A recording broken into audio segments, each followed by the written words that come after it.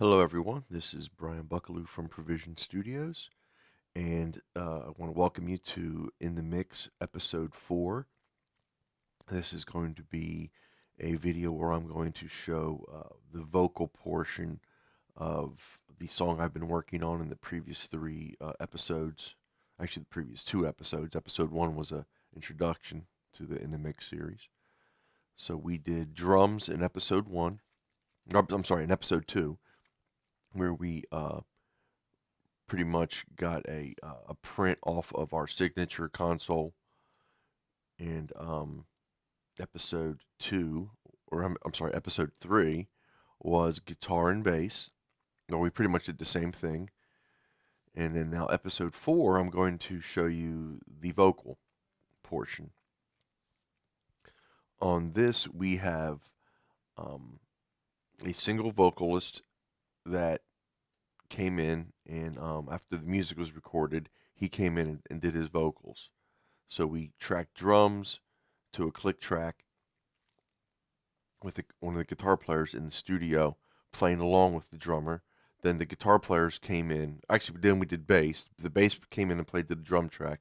Then we built the song up that way with guitars, and then finally vocals and any overdubs like leads or any additional vocals that wanted to be added. So you can see here we have 3 vocal tracks. We have vocal 1, and then I duplicated each one because of my input setting. I don't want to have to change anything, so I just right-clicked in Pro Tools and hit duplicate. Is how I did that session. That's why you see dupe 1, dupe 2. You know, it was fine enough for me. I know there was only one vocalist on this. This band has 2 singers, but in this song here, only one of them sings. So anyway, what I'm going to do is I've already gone in and sort of clipped out all the regions where there was like long pauses in the song, just for the sake of you not sitting through that. And basically, what that looked like was that. I mean, it just was there was nothing going on, so there was no reason for me to show you. All I did was basically have a long audio. Got any ambient room noise, any coughing or breathing, excessive breathing that the vocalist may be doing is you just don't need it in the mix. So I cut all that out. Then what I would do is I would drill in on the vocal part, and I would be in slip mode up here, and I would go in and I would start putting in my fades. I would want to fade everything. I do not want a lot of, um, again, breathing and stuff. Also, when you separate a track, there is always the potential that you will get pops and clicks where the audio clip is cut at. Here's an example of an area here. All right, that was clean and we didn't hear anything, but I probably would still do a little crossfade like that. Even though there was no pop, I would do it just to be safe. And the reason I'm saying that is when I start adding EQ and compression, there's a very good chance that that a pop is gonna be heard there. It's not there now, and again, it may not, but again, I don't want there to be a potential. And me putting in fades and crossfades between 2 clips that touch assures me that I am eliminating the chance for any pop or click. All right, that's number 1. That's the first thing I do when I go through and start editing my vocals. That's to me that's job number 1.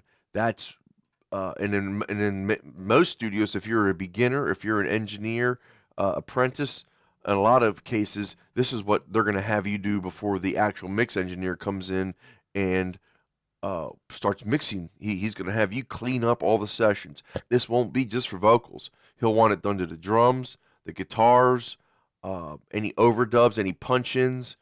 He's going to want you to go in and have you clean up the session so that when he starts to mix, he literally is just jumping in and making moves with faders and any kind of plugins that at that point would be used.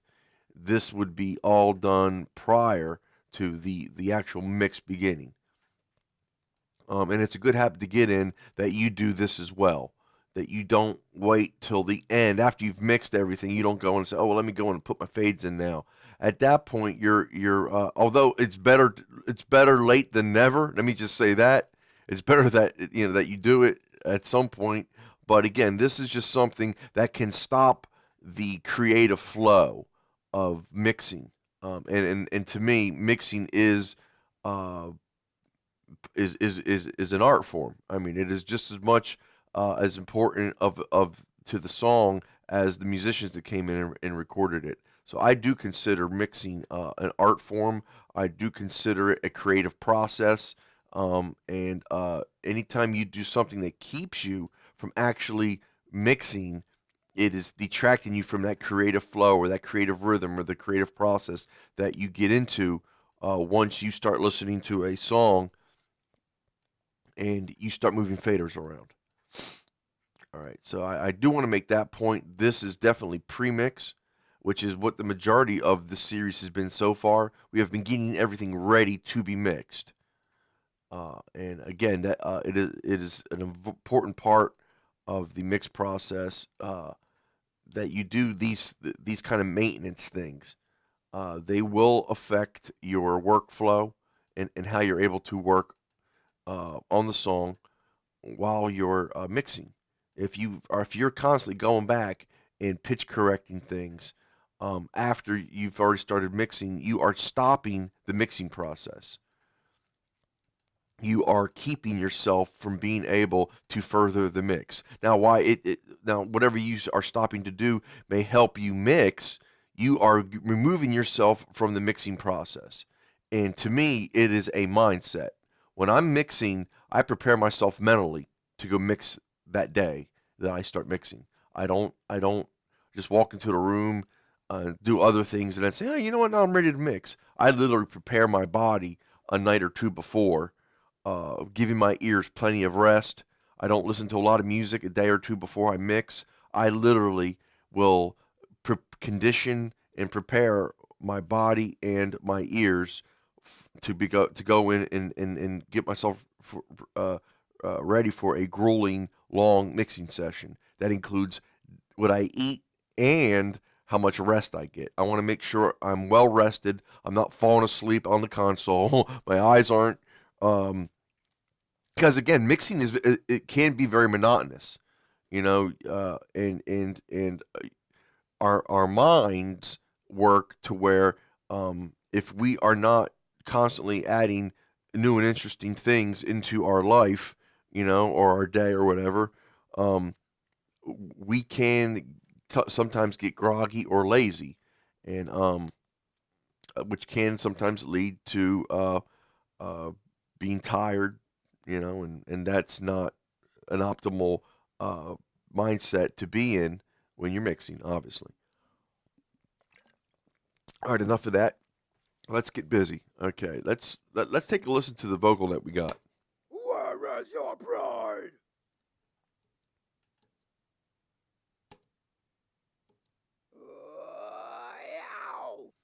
Okay, two things. All right, here's where the meat. This is where the verse starts.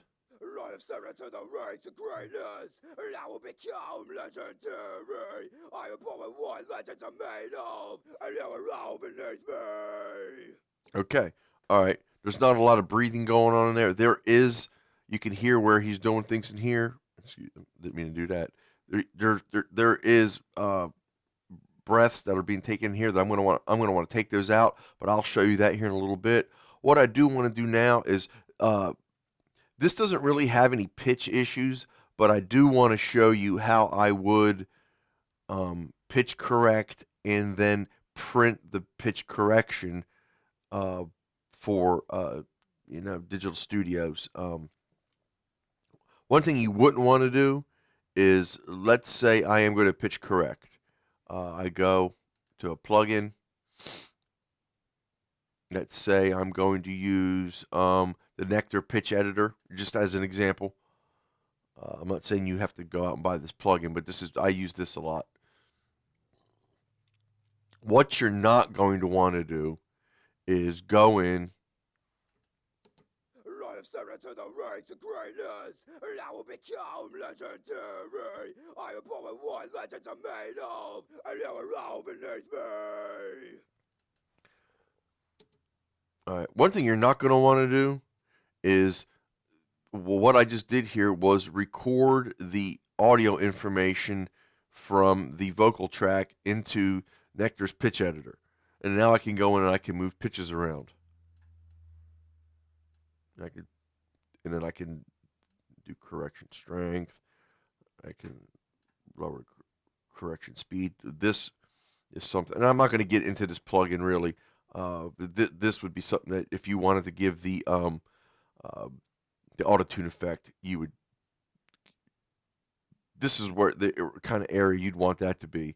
The higher the correction speed, the quicker it will correct the pitch shift, giving you that kind of auto-tune effect. I tend to keep mine low. I want my vocal to sound natural. I don't want it to sound corrected, pitch corrected, and it's why very rarely will you see me go 100% on my correction strength or correction speed. I tend to try to keep my correction strength middle of around 50 to 60. Sometimes I'll even go even lower than that. Again, I want this to sound natural. I don't want it to sound artificial. The vibrato, I tend to turn that down as well. Okay. You would want to do your vocal range. If you know your scale, you're going to want to do that too. That does help with pitch detection prior to hitting the record button and hitting play in your DAW. That will help guide this. Again, some of the stuff I was doing earlier with the crossfades and all that will help the pitch correction because you're not correcting a lot of kind of breaths and stuff. This will detect that. It will try to interpret it, and it again, not that it's the end of the world, but it's just it's one more thing that you'll have to go back in and edit out. You're just better off doing it before you do any pitch correction or anything like that. Okay, and what I'm getting at with the pitch correction editor or any editor, these are intensive movements, and when you do playback, I have stepped into the ranks of greatness, and I will become legendary. I am born with what legends are made of, and you are all beneath me. all right, once you start doing long parts and maybe an entire song where you're pitch correcting an entire vocal, you're like, wow, he just really didn't have a good day in the studio. I can't get the artist back in here. It will be cost prohibitive to run another session with the vocalist, and you have got to work with the vocal that you've got, which I don't recommend. I recommend sometimes maybe biting the bullet, getting a vocalist back in after they've had time to sort of hear what they've done. Believe me, if a vocalist really cares about the quality of what they've sang, they'll know when their performance wasn't up to par. And they'll, if you hand them a premix and say, hey, look, this is the raw tracks, this is what we recorded. Most of the time, a vocalist that really cares about the performance, they'll say, hey, man, I think I can do better than that. And at that point, you're better to get them back in. You should never have to do pitch correction through an entire song unless there's an effect that you are trying to generate with the pitch correction, possibly adding a harmony, which you can double a track and then move the whole thing up an interval or different intervals in order to get a harmony. You can do that as well. So I just want that to be known that you very rarely want to have an entire track pitch corrected because that lets you know that is a less than optimal take. Okay, now what I do want to do is I do want to show you how to the print process because again, what I'm getting at is it takes a lot of processing power to run a pitch corrector over and over and over again through a session um, after you've done pitch correction. So the best way to do it is once you have made your moves, you're satisfied with where everything is with your pitch correction. Now you're going to want to print that effect onto a track. So what you would do then is there's a couple ways you can do in your DAW. Obviously, one way is you just go new, create a new track, and then this will be your printed track. Pro Tools allows you to do it in a couple other ways where you would, if you've got your output, you can click new track and it'll create a new track for you that you can name in all. You can go mono audio track and you can call it vocal 1, and then you can put like PC for pitch corrected. So it'll put it right there. It'll route it for you, and that's always been the easiest way for me to do it. Now, Pro Tools 12, which is what version this is, they add a new feature where you've got your plugin. You can right-click, and you can put commit up to this insert. What that'll do is that'll take whatever this effect, whether it's EQ, compression, an amp simulator, and it will print this effect onto a new track, and that is really cool. That's an excellent way to work. When you've got your backs up against the wall. I would recommend using one of these two options, where you would create a new track, set your input, and then feed the output of your vocal track with the pitch correction plugin on it into the new track you created, or do the click on your output of your vocal track with the plugin on it and click the new track option. I'm going to delete right now the audio track I created initially because I'm going to use the method where I clicked on the output and click new track. Okay, it's already routed it for me. Now my output here, I'm going to select my vocal bus. So I'm going to route this into my vocal bus, which is right here. Okay. All right. And then what I'm going to do is I'm going to arm it for recording. And then wherever I had the pitch editor working, which was this part right here, I'm going to want to print that here.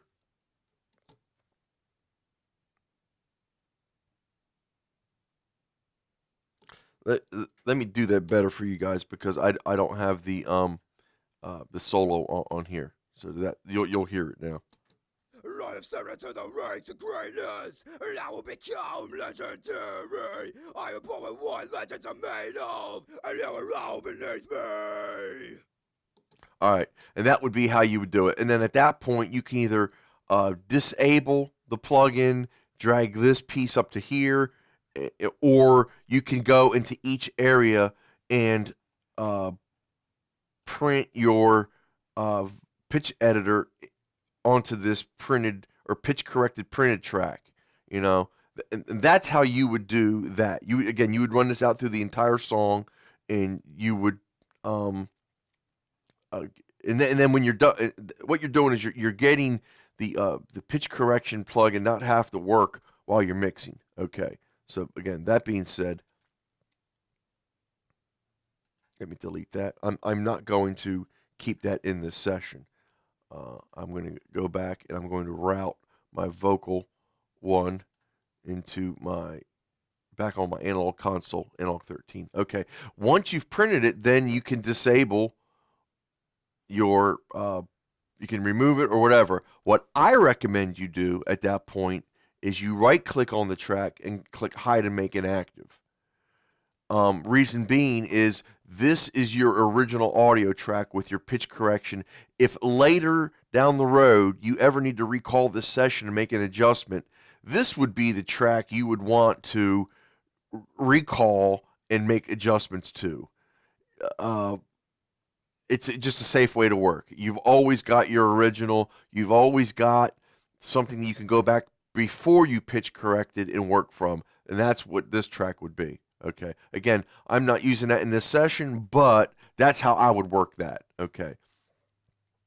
Now we've got our audio for our vocal routed through our main channel, and then you could do prints from there the way we have done everything else, the drums and the guitars and the basses. Uh, I'm not going to make you sit through that today. It's the same routing we've done in episode 2 and episode 3. What I do want to show you, which is especially relevant to this style of music, is a plugin that will aid you in all types of vocals. But it is a plugin that I recently just purchased. It is the um, gain reduction plugin. It's a popular plugin. It is made by Joey Sturgis Tones. Joey Sturgis is a famous mix engineer. He does some great records. You can definitely Google him and check him out. He has some good videos, tutorials online as well. You can click on the gain reduction tape, and you can gives you access to the manual right here. What this plugin does, it does exactly what it says: gain reduction.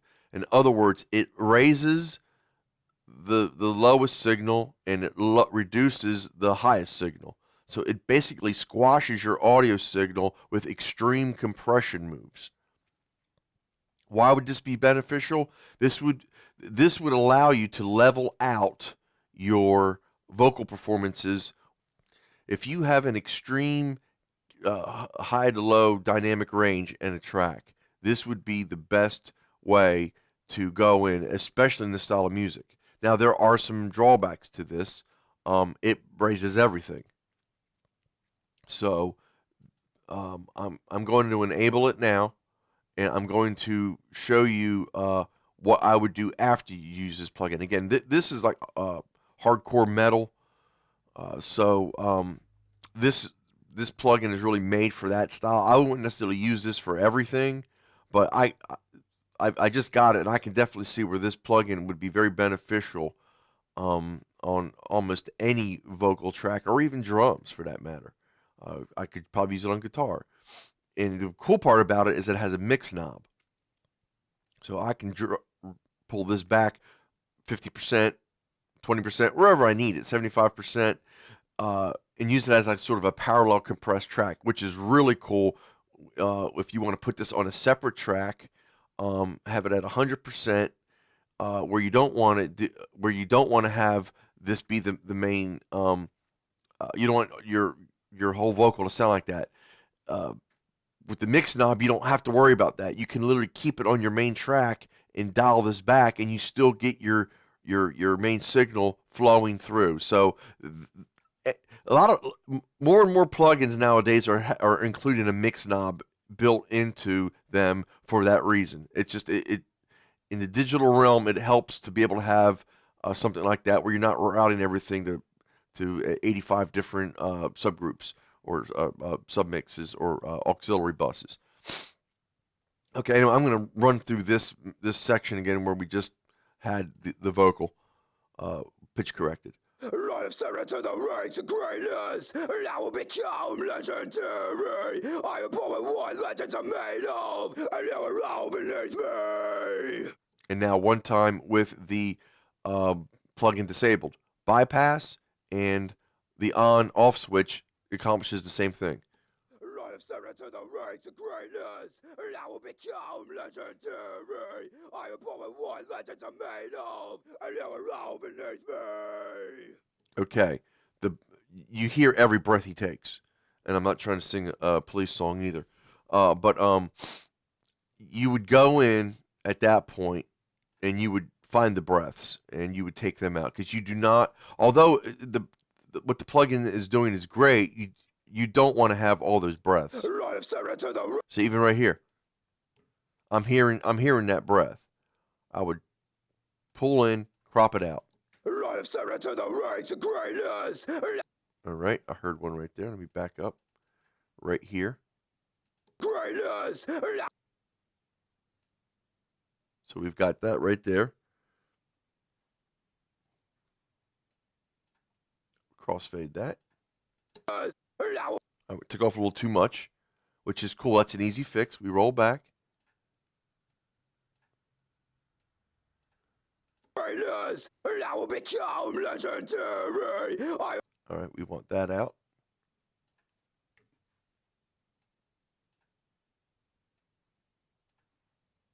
I am what legends are made of. All right, where we crossfaded, there's a little bit of breathing, so I probably would roll that.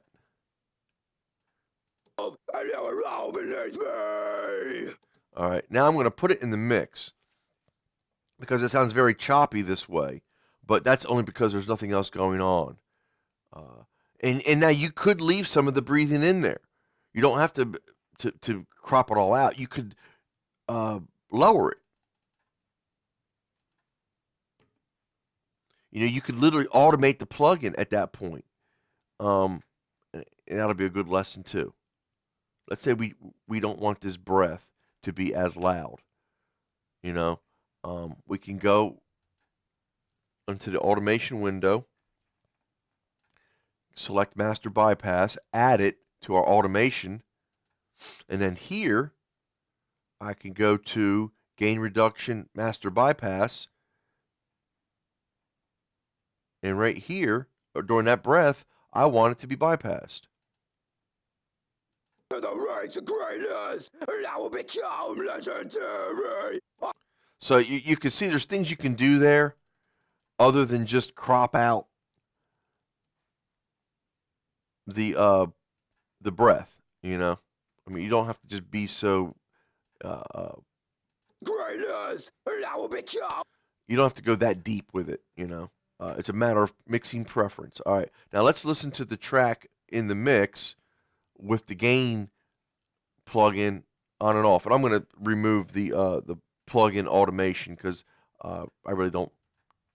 I did not intend to use that in this video. I just wanted to show you guys how to do that. I step into the ranks of greatness, and I will become legendary. I am all what legends are made of, and you are all beneath me.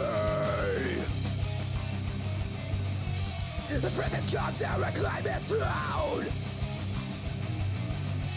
All will bow down. All right, so that's something that a plugin like Joey Sturgis's gain reduction can offer you to take a widely dynamic vocal and rein it in real quick. The other way, if you did not have this plugin, obviously you can use compression to do something like that. What I would suggest is, and this is probably the best way to do it, is in Pro Tools 12 is what I'm using. Go to clip gain, and you'll see right now I have it turned on. But what you would do is you would go to clip gain and put show line, and that gives you your clip gain line right here. And you can see my raise tool. What you would do is you would scroll up till you get your you know the low part of the vocal. Like let's say right here, this is not as loud as this part, so I want to raise this. So you go to the middle, pull up, and I've just raised my clip. That is basically what the compression or that gain reduction plugin is doing. It is raising your low level stuff.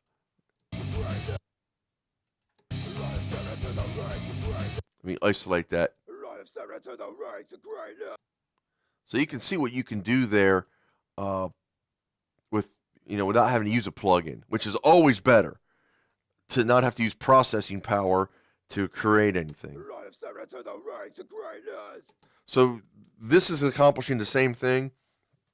Now I can go in, put in an EQ plugin on this vocal and a compression plugin. And the best part is I don't have to use extreme compression settings to get this vocal under control because I've sort of already evened out the performance.